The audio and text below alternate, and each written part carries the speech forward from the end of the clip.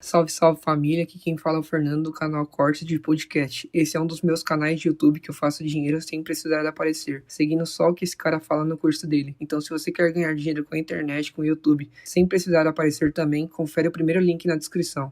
A gente tá vivendo uma crise hoje, né? Hoje a gente tá numa recuperação pós-crise, né? Essa crise, ela não surgiu por causa do otimismo, né? Não, É diferente. totalmente. Como é que funcionou essa crise que a gente tá vivendo agora? Essa crise Ela faz do ciclo, né? Normal. é um outro tipo de crise, né? Não é uma crise porque, por exemplo, o Banco Central teve que desaquecer muito a economia ou porque a gente estava muito alavancado numa bolha, por exemplo, como foi a crise da subprime em 2008, e aí a gente entrou numa depressão.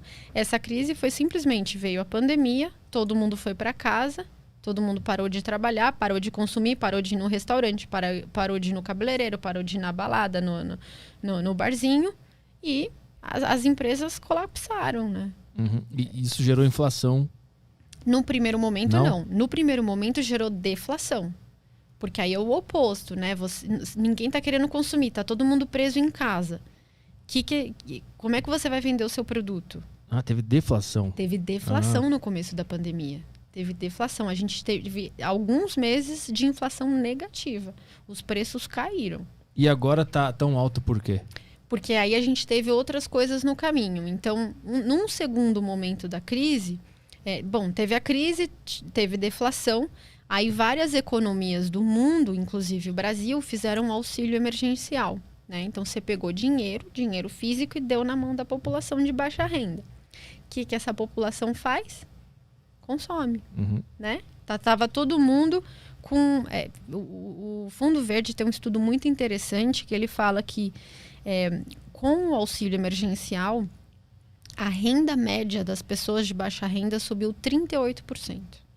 Então é aquela coisa, tá todo mundo com mais dinheiro, tá todo mundo com um poder de consumo maior. O que eles fizeram? Consumiram mais. Então você vê que na época, vendas de supermercado disparou. E com isso o preço de alimentos também disparou. E isso aconteceu ao redor do mundo. O aumento de preço das commodities não foi só no Brasil, foi no mundo inteiro. Então o preço de alimentos subiu no mundo inteiro. Esse foi o primeiro impacto. Depois a gente teve uma desvalorização cambial, né? O nosso real, que era antes R$ 4 a cada dólar, subiu para quase R$ 6 a cada dólar. E esse aumento fez com que os produtos importados encarecessem. Por exemplo, gasolina e gás de botijão. Esse foi o segundo choque. E agora a gente teve o terceiro choque, que foi a crise hídrica, né? Então não choveu, as tarifas de energia elétrica subiram pra caramba. O que determina a relação dólar-real? O que determina esse valor? Agora o real vale 4, vale 6, vale 5? Duas coisas, na verdade várias coisas, né? Mas assim, duas coisas principais. Primeiro, diferencial de crescimento.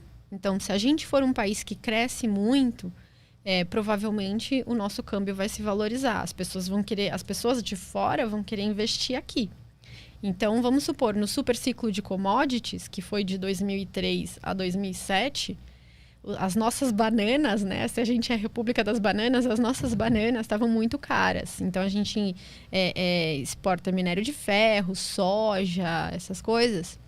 Estavam muito caras no cenário internacional. E a gente exportou cada vez mais e cresceu muito nessa época. Nessa época, o nosso câmbio bateu 2 e pouco. Né? Assim, foi bem bom. Foi bem bom para o Brasil. A gente teve uma valorização importante do câmbio, porque a gente estava crescendo como país muito, e muitos gringos queriam investir aqui. Então, o nosso câmbio valorizou. Então, diferencial de crescimento é uma coisa super importante, porque atrai investidor, e também diferencial de juros. Então, se o nosso país estiver pagando muito juro na dívida, né, na renda fixa, o gringo também olha e fala assim, vou investir com um juro de 10%. Legal, aqui nos Estados Unidos o juro é 1,5%, é 0 muitas vezes. Aí ele manda o dólar pra cá. Manda o dólar pra cá, aí valoriza o nosso câmbio.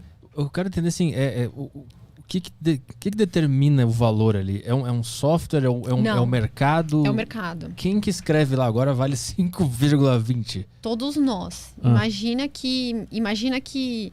Vamos tentar imaginar a imagem física e depois a gente passa isso para digital, né? Mas imagina que tem 3.000 pessoas dentro de um galpão negociando dólar.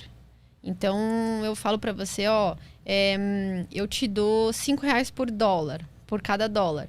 Aí você fala assim, não, eu te vendo...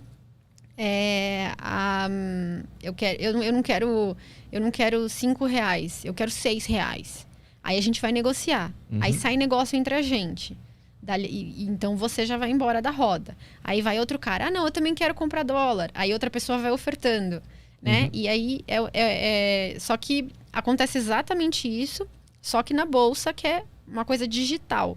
Então tem uma fila de ordens de pessoas, empresas, CNPJs que querem comprar e uma fila de ordem de venda. E eles vão colocando os preços e quando os preços estiverem parecidos, sai negócio. Então é que nem comprar ação. É exatamente igual a comprar ação. E é isso que determina um home broker. O preço. São cidadãos negociando dólar. É isso que determina. Eu achei que tinha outras coisas envolvidas. Eu nunca imaginei que era, é igualzinho que era um cara de sunga em casa comprando. É um cara de sunga, claro. Em Maldivas, né? Geralmente, esses caras são...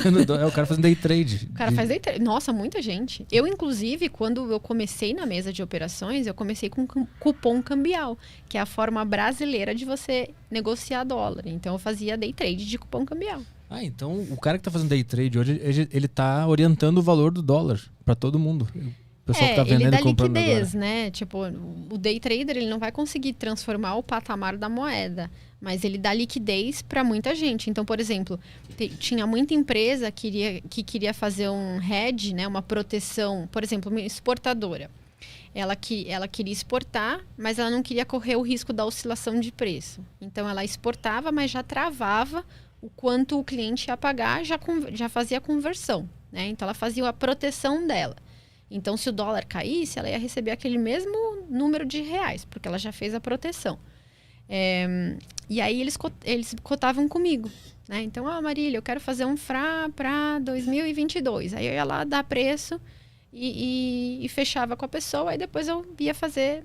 Ia me travar no mercado, ou ia comprar ou vender e fazer e dar liquidez para o mercado. Então, eu comecei... Uma das formas que... Quando eu comecei a minha carreira, por exemplo, na Mauá, foi isso que eu fiz. Salve, salve família, aqui quem fala é o Fernando do canal Cortes de Podcast. Esse é um dos meus canais de YouTube que eu faço dinheiro sem precisar de aparecer, seguindo só o que esse cara fala no curso dele. Então se você quer ganhar dinheiro com a internet, com o YouTube, sem precisar de aparecer também, confere o primeiro link na descrição.